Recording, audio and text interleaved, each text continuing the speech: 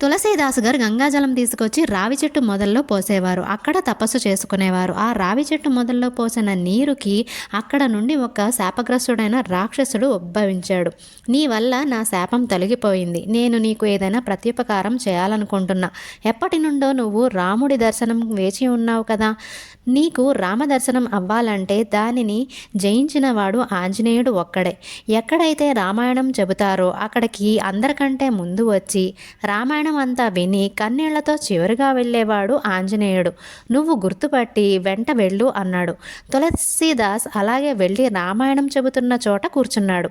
అందరికంటే ఒకరు ముందే వచ్చి రామకథలు విని కళ్ళనీళ్లు పెట్టుకొని వెళ్ళిపోతుండగా తులసీదాస్ వెంట వెళ్ళాడు.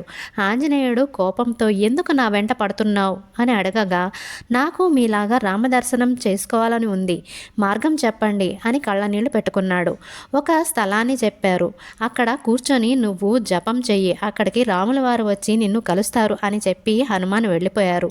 యువరాజు వేషంలో ఇద్దరు తులసీదాస్కి దగ్గరికి వచ్చి కలిసి వెళ్ళిపోయారు. హనుమాన్ వచ్చి కలిసావా రాముల వారిని, మారువేషంలో ఇద్దరు వచ్చారు కదా అని అడగగా, అయ్యో నేను గుర్తుపట్టలేదని చెప్పాడు తులసీదాస్. మళ్ళీ వెళ్ళి ధ్యానం చెయ్యి, అప్పుడు కలుస్తారు అని చెప్పాడు. ఈసారి చిన్న బాలుని రూపంలో వచ్చి తులసీదాస్ గారు రాముల వారి కోసం గంధం తీస్తుంటే నాకు కొంచెం ఇవ్వవా తాత అని ఆ బాలుడు అడగగా, ఇది రాముల వారి కోసం, నీ కోసం ఇవ్వను పో అని అన్నాడు. ఈసారి హనుమాన్ చిలక రూపంలో వచ్చి బాలుని రూపంలో రాముల వారు వచ్చి గంధం అడుగుతుంటే తులసీదాస్ ఇవ్వను పో అని అంటున్నాడు అని అన్నది. తన అజ్ఞానంతో 2 సార్లు గుర్తుపట్టలేదని కళ్ళ నీళ్లు పెట్టుకోగా పిల్లవాడి రూపంలో ఉన్న రాముల వారు ఎదురుగా వచ్చి దర్శనమిచ్చారు.